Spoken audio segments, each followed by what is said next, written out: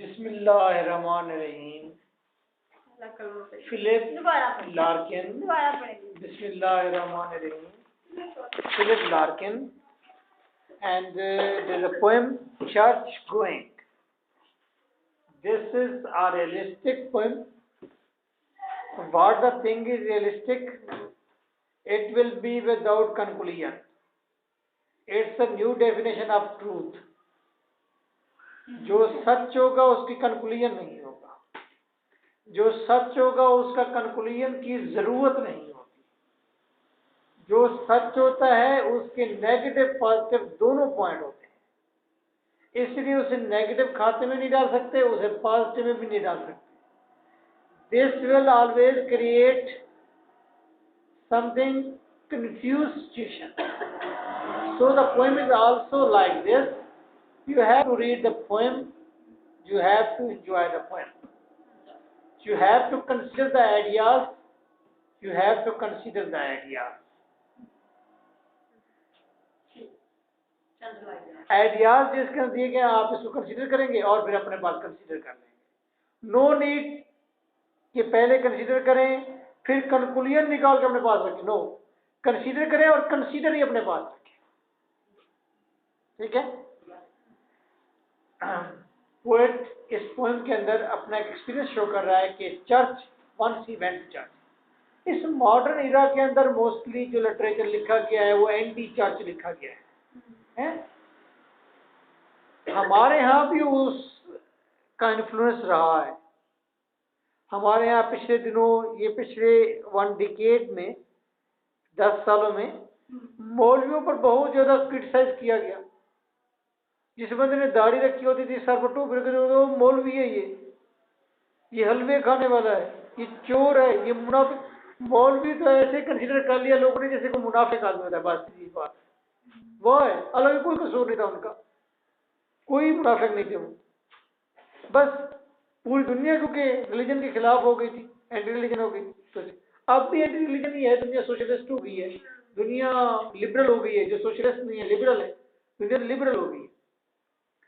फिर भी लोग मौजूद हैं जो रिलीजन को लाइक करते हैं, फिर भी रिलीजन की इंपॉर्टेंस मौजूद है। आप रिलीजन से अलग तो हो सकते हैं, लेकिन रिलीजन को आप खत्म नहीं कर सकते। आप रिलीजन के अंदर से बहुत सारे नुक्ते तो निकाल सकते हैं कि जी ये इसमें खराबियां हैं, लेकिन आप रिलीजन की इंपॉर्टेंस को रिजेक्ट नहीं कर सकते हैं। फिलहाल तो यही सूरत हाल है। आने वाले 100 सालों के बाद क्या हो, कैसी हो सूरत हाल देखेंगे जब बैठे होंगे। लोग कम ही करते हैं, फॉलो तो लोग कम ही करते हैं। फॉलो वाला इशू तो मेरे ख्याल में आपने ठीक कहा, खत्म हो गया। अब फॉलो वाला इशू नहीं, अब डिबेट वाला सीरियल चल रहा है। पहले रिलीजन को फॉलो किया जाता था, अब रिलीजन पर बहस की जाती है कि इज इट राइट और रॉन्ग, और in what direction that is right और रॉन्ग। भाई हम लोग डिबेट वाले मामले में क्यों पड़ गए? क्योंकि हम बोल रहा हाँ समझदार ज्यादा हो गए, सियाने हो गए, रेशनल हो गए, अकली हो गए। अब वो कह रहे हैं इसको कैलकुलेट करें बस बैठ कर। ठीक है, प्रैक्टिकली हम उसे नहीं करना चाहते। या चीजें इतनी नई आ गई हैं, इतनी तेजी के साथ नई चीजें आ गई हैं कि एक बार उसने हमें बुखला दिया है, एक बार हमारी कंसंट्रेशन वहां से उठा दी है। नई चीज जब कोई आती है और उसके जब बहुत फायदे होते हैं, तो ये दुनिया की आदत है, इंसान की सैकी है कि इंसान एकदम उसके पीछे ही भागता है। जब क्लासिकल पोएट्री आई थी तो लोग सारी ग्रीक लिटरेचर के पीछे भाग पड़े थे, हैं? अंग्रेज लोग भी ग्रीक लिटरेचर पढ़ते थे, है ना? नई चीज थी ना, वो चीज जब लोग तक पहुंची, फिर एक बार फारसी का दौर आया, लोग फारसी के लिटरेचर के पीछे भागते थे। अब भी आपको बूढ़े लोग मिलेंगे ऐसे जो अब भी आपको फिल्पति फारसी का शेर सुना देंगे और उनका दिल चाहेगा, और सुनने वाला कोई नहीं है। फारसी दूर की बात, आज उर्दू का शेर सुनने वाला कोई नहीं है। तो एक रेवोल्यूशन आती है। अब नई दौर के अंदर साइंस आ गई, क्योंकि जब इस्लाम आया तो लोग इस्लाम के पीछे भागने लगे, best thing for our life. और वाकई उसने इंसान के जिंदगी को बहुत फायदे दिए यहाँ पर। लेकिन अब साइंस है, साइंस ने प्रैक्टिकली फायदे दे दिए, लोग सारे के सारे अब साइंस के पीछे पहुंच। ठीक है, अब वो चीज, अब क्या ग्रीक लिटरेचर वापस आ गया इंग्लिश लिटरेचर के बाद? नहीं आया। इसी तरह जब रिलीजन को हमने नजरअंदाज किया तो साइंस की जगह पर आ गए। अब साइंस के अंदर से कोई नई चीज निकल आए जो कि फिर रिलीजन को प्रूव करे तो ठीक है, नहीं तो फिर जैसे कि जाकिर नाइक है, वो साइंस के अंदर से फिर रिलीजन उसमें निकालने की कोशिश कर रहा है। साइंस के अंदर से प्रूव कर रहा है, साइंस के अंदर से कह रहा है कि वही ठीक है, वो सही है, कोशिश है। अब वो उसके अंदर से कोई नई चीज पैदा हो जाए, जैसे स्पिरिचुअलिज्म है, रूहानियत है जैसे। अब उन्होंने, मैंने कई बार कहा है कि कैम्ब्रिज और ऑक्सफोर्ड के अंदर बड़े बड़े डिपार्टमेंट्स हैं, लेबॉर्ट्रीज हैं स्पिरिचुअलिज्म की, वहां पर हमारे पाकिस्तानी कई स्पिरिचुअल मास्टर जाते हैं वहां पर। अब हो सकता है कि साइंस के अंदर साइकोलॉजी जैसे थी, फिलॉसफी जैसे थी, साइंस के अंदर नए से नए वेव आ गए, वेव का कंसेप्ट आ गया, मोबाइल आ गए, नेट आ गए, वेव के कंसेप्ट है ना, इसी के अंदर स्पिरिचुअलिज्म इसी के अंदर से फिर आए और फिर दोबारा गॉड पर हमारा बिलीफ मजबूत हो जाए। लेकिन फिर उस वक्त मेरा ख्याल है लोग फिर उसी तरह फिर दोबारा रिलीजन को फॉलो नहीं करें, फिर एक नए तजर्बे, नए मिजाज के साथ चेंज है ना। तो ये तो हमारे अपने वो हैं, ख्याल हैं, बाल क्या सच है क्या झूठ है, क्या होना होना तो वही है जो इस पूरी दुनिया को चलाने वाली जो एनर्जी है, जो हमारा गॉड है, वो तो उसी की मर्जी से है जो भी होना है। हम तो बस एज्यूम कर सकते हैं, दादे कर सकते हैं, गलत भी हो सकते हैं, सही भी हो सकते हैं, हम बहस कर सकते हैं, डिबेट। कि साइंस का जितने टेक्नोलॉजी तेजी के साथ हो रही है, माइट भी काफी अच्छे तक रहे as compare to our period, उसी के अंदर से कोई नई चीज निकाल लेंगे। निकल तो रही है, कर तो रहे हैं, मैक्सिमम काम तो कर ही रहे हैं, साइंस के अंदर रह के ही कर रहे हैं। अब पता नहीं क्यों अब यूं नहीं हो सकता यार कि जो पहले से सीक्वेंस था वैसा ही सीक्वेंस रहे, वैसा ही तरीकाकार है। अब ऐसा नहीं, नहीं, टेक्नोलॉजी आपके आगे मूव हो रही है ना, आपको लेके आगे जा रही है, डे बाय डे जा रही है। देखो ना, एक आदमी जो 60 साल का बैठा हुआ है, उसकी अभी भी एक्सट्रीम ख्वाहिश यही है कि लाहौर की गलियां फिर दोबारा वैसी हो, लाहौर की गलियों में फिर दोबारा वैसा ही सब कुछ समा हो, वैसे ही मेरे दोस्तों यारों, मोटरसाइकिल, रिक्शे, ये गाड़ियां, ये धुआं, ये ना हो, पर सुकून जैसे लाहौर हुआ करता था वैसे ये निकाल दे मेरे इस गलियों के अंदर से रिक्शों को। अभी वो 60 साल का आदमी यही सोच रहा है बैठा, और उसके अंदर शायद कहीं होप भी हो कि खुदा करे कि ऐसा हो जाए। ये नवाज शरीफ शहबाज शरीफ आ गई, रिक्शे खत्म कर दे, धुआं खत्म कर दे, ये इलाका फिर वैसे पुरसुकून हो जाए, आगे चले, मे भी उनके अंदर होप। इसी तरह हमारे अंदर होप है कि यार वो जो इंटरनेट और मोबाइल से पहले वाला जो पीरियड था कि जुम्मे के दिन छुट्टी होती थी, याद से मस्जिद के अंदर नहाते थे, धोते थे, बातें करते थे, वापसी पर खरीदारी करते थे और घर आते थे, एक अच्छा खाना खाने को मिलता था। भी आज जुम्मा का दिन है, वही भूख, वही ख्वाहिश, वही सारी चीजें, हमारा भी दिल चाहता है वैसे आ जाए, लेकिन वो लगता नहीं है वैसे। जुम्मे का दिन बड़ा बोरिंग लगता है। अच्छा, अब आप जो पीरियड देख रहे हैं, मोबाइल का पीरियड देख रहे हैं, ये चीजें देख रहे हैं, पढ़ना देख रहे हैं, ऐसा फिजिकल आना देख रहे हैं, ये ऑब्सेशन हो जाएगी फ्यूचर के अंदर। आज से मतलब 40 साल बाद जब आप बैठे होंगे, आप स्टडी का तरीका देखेंगे, कोई बच्चा भी घर से बाहर पढ़ने जाएगा ही नहीं, घर में बैठकर वो लैपटॉप भी शायद ये नहीं होंगे, बस वेव होगी, उंगली खड़ी करेंगे, दायरा बनाएंगे, उसी के अंदर काम करना शुरू कर देंगे। या वो भी काम इतना नहीं करेंगे, शायद हो सकता है लोग उस वक्त 1 घंटा काम करना पसंद करें। पूरी दुनिया इतनी करीब आती जा रही है, हो सकता है काम करने के मौके लोगों को इतने अच्छे मिल जाए, यूरोप से ही जहाँ कहीं इंसान बैठा हो उसको काम मिल जाए, शायद मिल रहा है नेट पर, मिलने शुरू हो जाए, लोग बाहर जाए ना पढ़ने के लिए, नेट पर ही पढ़ रहे हो, वहीं पढ़ा रहा हो, वहीं काम कर रहे हो, तो आप शायद उसका ख्वाहिश करें, हाय वो पीरियड कितना अच्छा था, कितनी सुनहरी धूप निकला करती थी, उसके अंदर चल के जाते थे, थक जाते थे, पसीना आ रहा था, फिर वापस आते थे, बादल होते थे, ये जहन में होता कि बारिश बाहर होगी तो घर कैसे पहुंचेंगे, घर वालों को बुलाया करते थे, वो आते थे। आपको ये सारा एटमॉस्फेयर बहुत देसी लगेगा। आप जी टीचर होता था, बकायदा जाके बैठते थे उनके सामने और फेस टू फेस वो पढ़ाता तो हमें समझ आती थी, हैं, और वहीं अकेला ही बंदा होता था पढ़ाने वाला, दूसरे कोई ऑप्शन नहीं होता था, ठीक है, एक ही बंदे को रोजाना मिलना पड़ता, उसी ने पढ़ना पड़ता। तो ये चीजें आपको बड़ी जादुई लगेंगी, बड़ी अच्छी लगेंगी आपको, यार वो दौर बड़ा देसी था, बड़ा अच्छा था। चले तो उनको एलर्जी हो जाए। जैसे आप थोड़ा चल के आते हैं तो आप थोड़े हाँफ रहे होते हैं और कहते हैं गर्मी भी लग रही है, होता है ना ऐसा, आप अकेले नहीं और बच्चे भी, और हम आपको देखकर कहते हैं यार जी इतना टुकड़ा नहीं चल सकते हैं। और हम या हमारे सिस्टर इतनी दूर जाया करती थी पढ़ने के लिए और फिर भी वापस आके फिर काम पर लग जाते हैं। ये डिफरेंस आते रहेंगे तब्दीली के। ओके लेट्स सी, आइए अगेन करते हैं। वंस आई एम श्योर, ठीक है, once I am sure there is nothing going on, I step in. मतलब कोई भी ऐसा नहीं है। मुझे एक दफा की बात है, मुझे यकीन है कि उस वक्त जब मैं चर्च में इनसाइड गया तो कोई वहां पर सरमनी नहीं थी, लेकिन डोर और मैंने डोर को पीछे से थड शट किया, यानी ढब की आवाज से बंद किया, थड की आवाज से। अदर चर्च, एक और चर्च, मैटिंग कारपेट था वहां, seeds and stone and little books sprawling of flowers, वहां पर फूल थे, स्प्रॉलिंग्स ड्राई फूल थे, कट फॉर संडे, जो संडे वाले दिन लाए गए थे यहाँ पर चर्च में, यानी कि अब ड्राई हो चुके थे, उन्होंने स्नो ब्राउन हो गए थे। अब सम ब्रास एंड स्टफ, कोई ब्रास का कोई बर्तन था, stuff up to the holy end, किसी मुकद्दस जगह पर रखा हुआ था, स्मॉल नीट ऑर्गन, छोटा सा एक साफ सुथरा कोई बर्तन था। एंड मतलब क्या अज़ा होता है वैसे इसका मतलब।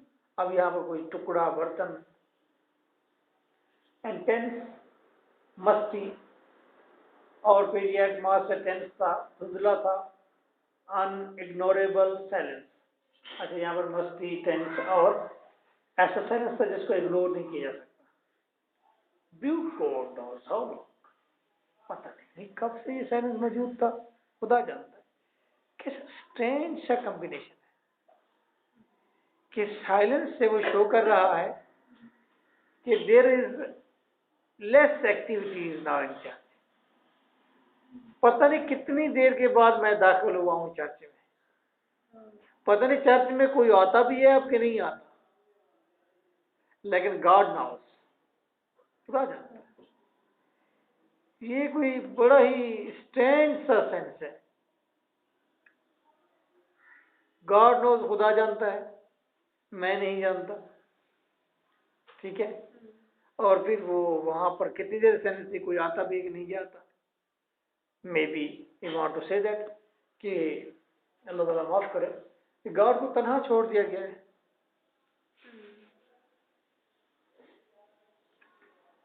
हेडलेस, और मैंने अपना हेड उतारा। I take up my cycle clips in upward reverence, reverence ताजीम के लिए, और बड़ी बेहुदा किस्म की ताजीम बजा लाते हुए मैंने साइकिल क्लिप उठा के अपने सर पे रख ली। अच्छा हेडलेस, मेरे पास हेड नहीं था, हेड नहीं था, अब ताजीम तो करनी थी, चर्च के अंदर जाते कोई सर पे कोई चीज होनी चाहिए, तो मैंने साइकिल की क्लिप उठा के सर पे रख ली। ठीक है, ठीक कैसी बात। साइकिल क्लिप मशीन टाइप कोई चीज है, क्लिप है, और उससे सर के वाकई डाबा जा सकता है, नेवर, लेकिन उसे डाब लिया। क्या ये इम्पोर्टेंस है, रेवरेंस ताजीम है या ताजीम नहीं है, खाना बुरी है।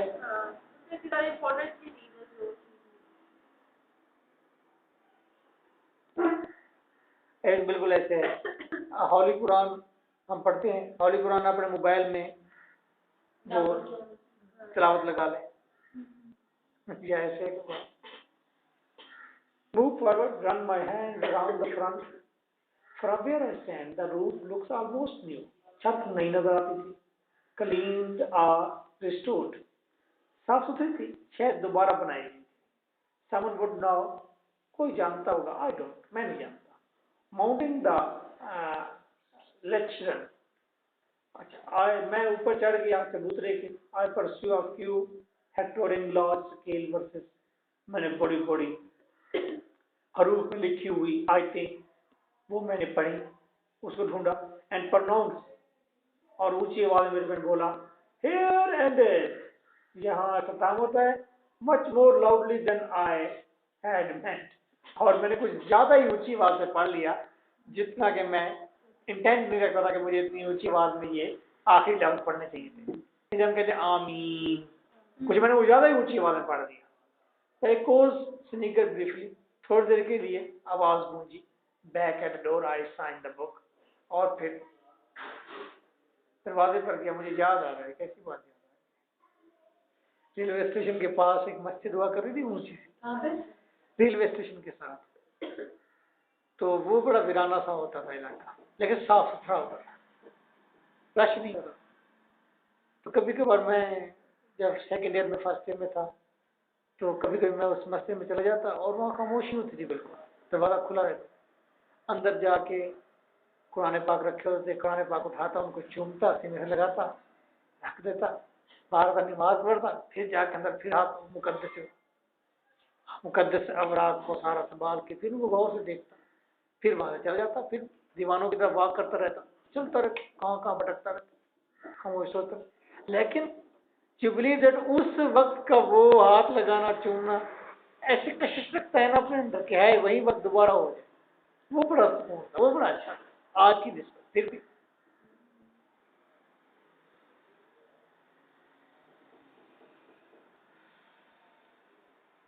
Back in the door I sign the book, वापस आया, मैंने बुक पर साइन किया, यानी कि रजिस्टर पर सिग्नेचर किए कि मैं यहाँ पर आ चुका हूँ, सिग्नेचर करके जाते हैं वहाँ पर। नोट एंड आयरिश एक्सपीरियंस, और मैंने आयरिश एक्सपीरियंस, आपका एक्सपीरियंस लिखा हुआ है? अच्छा, मैंने दिए आयरिश एक्सपीरियंस दिए, यानी कि आयरलैंड के कुछ मेरे पास वो थे 6 पेन्स थे, 6 पेनी मेरे पास थे, मैंने वो डाल दिए। मैंने इसमें लिखा है, उसको मीनिंग लिख दिया 6 pence. Reflect the place was not worth stopping for, और मैंने सोचा कि ये जगह ठहरने के लिए ठहरने के काबिल नहीं है। अब यहाँ पर 2-3 दिन बाद है, रेवनेस देखी आपने, क्लिप रख के चला गया, अंदर जाके रिसाइड भी किया, फिर वहां पर ठहरना नहीं चाहता, वापस आ गया, फिर उसी चर्च को उसने 6 पेन्स भी दिए, ठीक है। तो ये एक पॉइंट चलता है कि क्या चर्च को हमारी जरूरत होती है?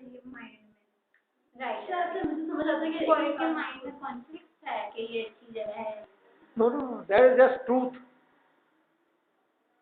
पोएट के ज़हन में क्यों कन्फ्लिक्ट है? कन्फ्लिक्ट है भी तो हमें उससे कुछ नहीं लेना, वो तो फिर मॉरल निकल आएगा, आप पोएट को क्रिटिसाइज कर देंगे, पोएट को नहीं पोएम को क्रिटिसाइज करें ना।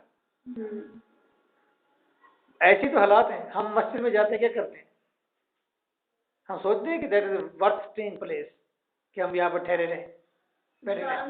मैं सुखचैन सोसाइटी में गया और यकीन करें मेरा दिल इतना खुश हुआ वहां पर जाके, मैंने मस्जिद देखी और मैंने कहा यार that the true concept of mosque. मस्जिद के सैन से आगे उन्होंने दरख्त लगाए हुए हैं, और दरख्त के साथ इतनी अच्छी प्यारी सी वो उन्होंने बेंच लगाई हुई है, वहां पर लोग बैठ के मुताला कर सकें, किताब पढ़ सकें, अपने दोस्तों से बातें कर सकें वहां बैठकर। हमारे यहाँ तो मस्जिद के अंदर बैठने की जगह ही नहीं है।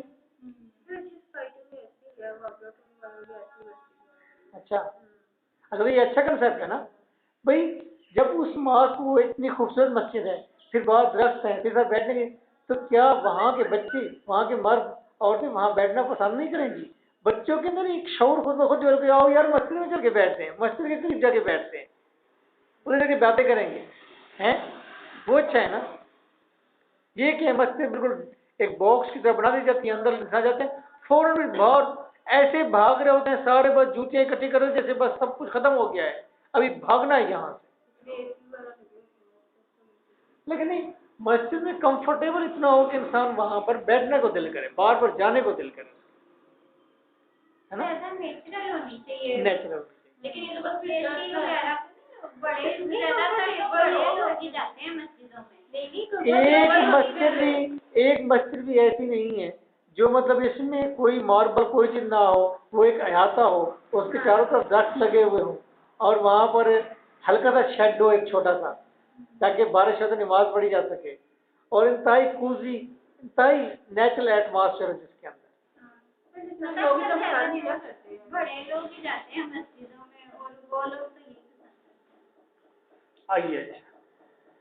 Yet stop I did, हाँ लेकिन मैं रुक गया, इनफैक्ट आई ऑफन डू, अक्सर अक्सर मैं रुक जाता हूँ, and always end much at loss like this.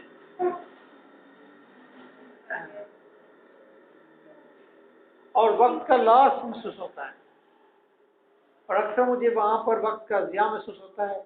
Wondering what to look for, I don't know what to look for, wondering to when churches fall, wondering what to look for। मैं सोचता हूँ हैरानी के साथ कैसा लगेगा चर्च, wondering हैरान होता हूँ to when churches fall completely out of use, जब चर्चेज इस्तेमाल के से बाहर हो जाएंगे, यानी कि जिस चर्च का इस्तेमाल ही नहीं रहेगा। अब तो चर्च का इस्तेमाल है, लेकिन फिर चर्च का इस्तेमाल ही नहीं रहेगा।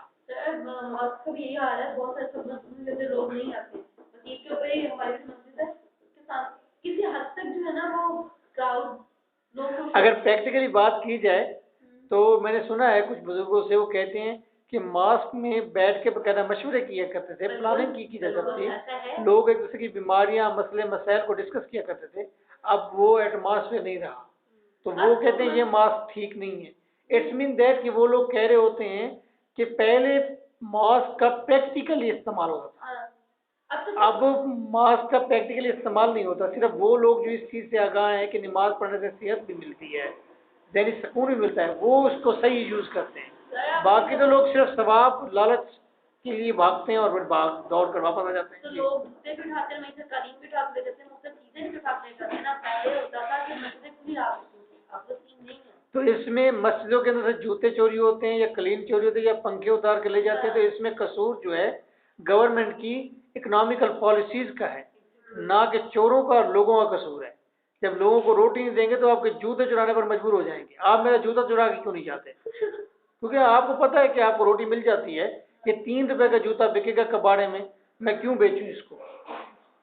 हाँ, 3000 की कोई चीज़ हो तो आप शायद उस पर सोचें, अगर आपको 3000 नहीं मिल रहे आपको, तो ये तो आपकी सोच की कद जो है उतना ही होगा ना जितना आपके पास वसाइल है।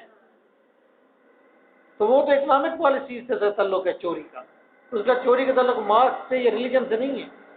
नहीं, लेकिन तो एक रीजन तो है कि पहले जितने भी लोग हैं वो उनके पास लाइफ में फैसिलिटीज उतनी नहीं थी, जिसकी वजह से लोगों के पास टाइम भी होता था। आज अब उनके पास टाइम उतना नहीं है तो यूटिलाइज कर सकें।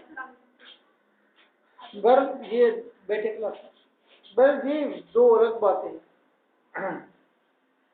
डिफेंस की मास्क, दूसरी मास्क अच्छी होती है, बाहर के कंट्री में मास्क बड़ी खूबसूरत होती है, बड़ी अच्छी होती है। और मैं बैंकॉक में गया तो मास्क खुली रहती है, और उधर हर वक्त बैठ के वो पढ़ते रहते हैं, पुराने पाक डिस्कस करते रहते हैं। ठीक, हमारे यहाँ क्योंकि भूख है तो फिर चोरी के खतरे हैं मास्क में से।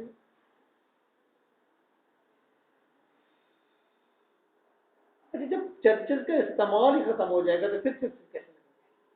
तो हमने मास्क की बात इसलिए छेड़ी थी कि अगर प्रैक्टिकली यूज नहीं रखेंगे मास्क का भी, मास्क के अंदर स्टडी की जगह नहीं होगी, मास्क में बैठकर अच्छे मशवरों की जगह नहीं होगी, तो प्रैक्टिकली हम मास्क का यूज खत्म कर रहे हैं। आपको पता है ना कि कुछ लोग अभी भी लोगों के अंदर वो है कि शादी जब करते तो वो मास्क के करीब से या मास्क के आगे से गुजरते हैं, तो एक खास उनका वो होता है, बारात लेकर आते हैं या लेकर जा रहे होते हैं पहले मस्जिद के पास से गुजरते हैं। हाँ, ये एक है ना, नहीं?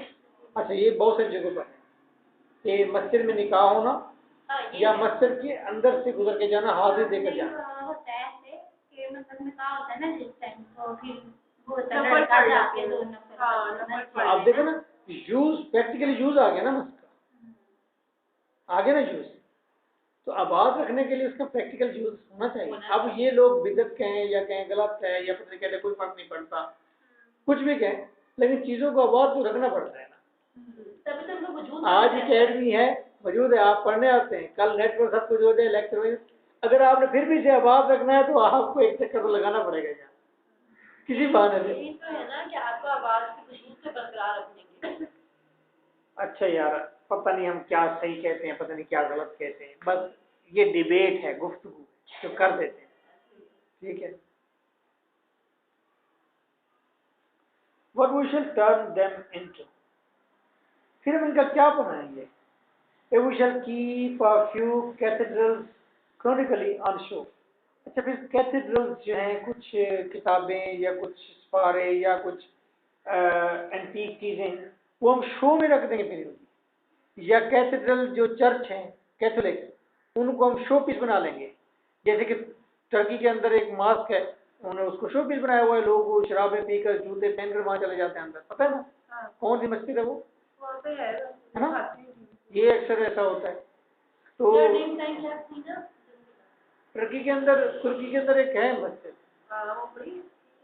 वो बड़ी एक वक्त में वो बड़ी मतलब मुसलमानों का मुकद्दस जगह थी। अब लोग वहाँ पर शराबें पीकर वहाँ पर सैर करने जाते हैं, देखने जाते हैं कि मास्क है।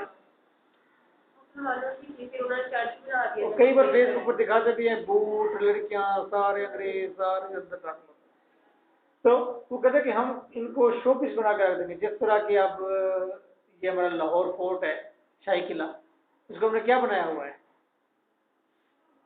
हम लोगों ने उसको प्लेस बनाई है आउटिंग की।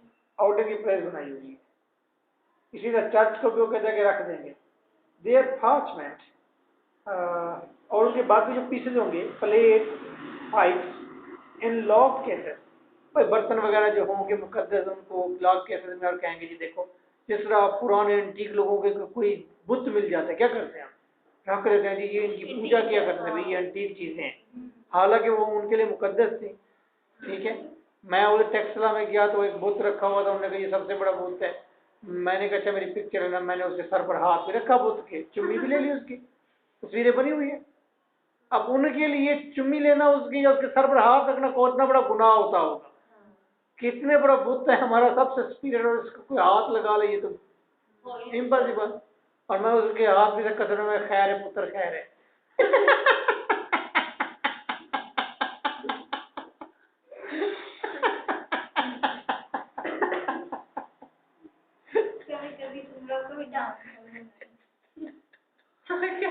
होना चाहिए कभी-कभी वीडियो कॉल पे। उनके अंदर प्रोजेक्ट ला होगा तो ला दो। वो कहेगी ना, वो क्या नाम है, आप तो परवीन है, परवीन आप तो परवीन कहती है पत्थरों आज मेरे सर पे बरसते क्यों, कभी तुमको भी मैंने अपना खुदा रखा है। क्या कहा आपने, पहला वर्ड क्या बोला था? पत्थरों अब मेरे सर पे बरसते क्यों, कभी तुमको भी मैंने अपना खुदा रखा है, जब से तूने मुझे दीवाना बना रखा है, संग हर शख्स ने हाथों में उठा रखा है। क्या मतलब है संग हर शख्स ने हाथों में उठा रखा है? संग मीन क्या होता है? साथ।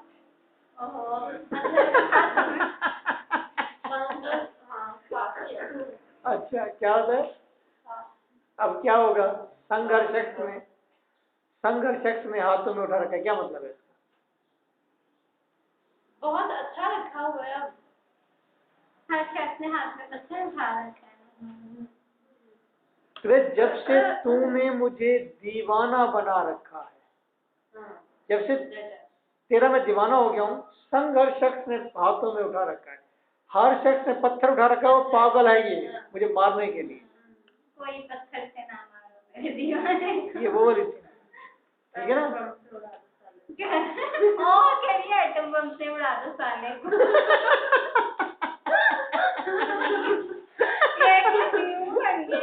अच्छा, मुझे बाकी ये गाना बड़ा सहन होता है, कोई पत्थर से ना मारे मेरे दीवाने। इतनी गंदी आवाज में उसने गाया है और इतना ही गंदा उसकी शायरी है, और लोग उतने से पसंद करते हैं कि हाँ ये बड़ा कमाल गाना है। इससे ज्यादा घटिया मैंने कहने लता का कोई गाना नहीं, मुझे लता की आवाज में। अच्छा जी, and let the rest rent free to rain and she, और let the rest rent free, और बाकी जो मकान इमारत बचेगी उसको बारिशों के लिए और भेड़ों के चरने के लिए छोड़ दिया जाएगा, यानी कि उसके अंदर घास फूस उगाया जाएगा, तो वहां पर भेड़ें अपनी पनाहगाह बना लेंगी, या वहां बारिशों की नजर रहेगा वो चर्च की अहम चीजें निकाल ली जाएगी। Shall we avoid them as unlucky places? कहते क्या हम इन जगहों से अवॉइड करेंगे, हम इन चीजों से इसलिए अवॉइड करेंगे कि ये अनलकी प्लेसेस हैं, यहाँ पर जिन भूत का साया हो सकता है, कोई ऐसी चीज हो सकती है, यहाँ पर ना जाए। ओके जी, आज के लिए इतना काफी है, कल बाकी यहाँ पढ़ेंगे। अब जो रिकॉर्डिंग सुन रहे होंगे बेचारे, उनको अगर आधी मिली तो वो परेशान हो जाएंगे।